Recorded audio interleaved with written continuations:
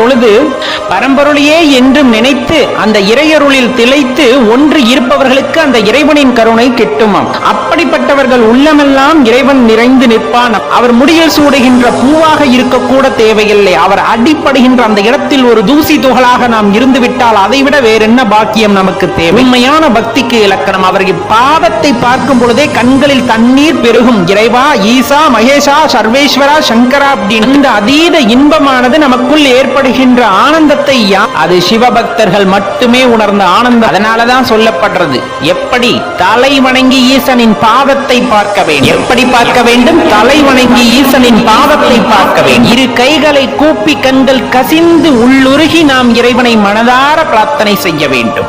அந்த உண்மையான பக்தி செலுத்தும் பொழுது இறைவனோடு இரண்டர கலந்திருப்போம்.